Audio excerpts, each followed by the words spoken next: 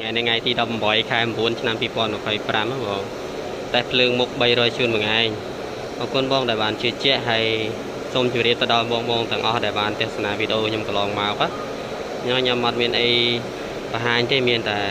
ការតេស្តភ្លើងមុនពេលផ្ញើបានដល់ភ្ញៀវអញ្ចឹងរាល់ភ្ញៀវនៅតាមបណ្ដាខេត្តខ្ញុំតែងតែតេស្តភ្លើងមុនពេលផ្ញើចេញណាអញ្ចឹងខ្ញុំមិនណែនាំបន្ថែមណាភ្លើងនៅពេលដែលយើងប្រកាត់ទៅអានេះខ្ញុំបើកទៅពេលកដាលហើយដោយសារភ្លើងនេះខ្ញុំបើកអត់អស់ខ្ញុំបើកទៅពេលកដាលហើយអញ្ចឹងនៅពេលដែលយើងបានប្រើបានពេលកដាលនៅពេលដែលវាក្តៅកន្លោភ្លើងនឹងកាន់តែក្តៅខ្លាំងនៅពេលដែលយើងលើកផ្ទះដាក់ពីលើទៅភ្លើងដែលយើងមើលឃើញនឹងវានឹងបាត់អស់វាមើលលែងឃើញណាអញ្ចឹងដល់ពេលដែលយើងចង់ឲ្យភ្លើងនឹងកាន់តែខ្លាំងយើងអាចតម្លើងមីលីវាថែមទៅអានេះបន្លំទៅពេលកដាលខៀវប៉ុណ្ណឹងដល់ពេលដែលយើងបើកអស់ទៀតគឺភ្លើងទាំងអស់ហ្នឹងវារត់តែលែងមានមើលឃើញចំហែសុទ្ធតែម្ដងនេះមុខ300ជាក្រានប្រាច់ណានៅរដូវបុណ្យខ្ញុំលក់តែ90ទេខុសពីរដូវបុណ្យខ្ញុំលក់$95ទៅ100ហើយប្រើជាមួយនឹងហាល100វ៉ាត់ជម្រាបជូនណាហើយនៅក្នុងការប្រើប្រាស់ទីសោត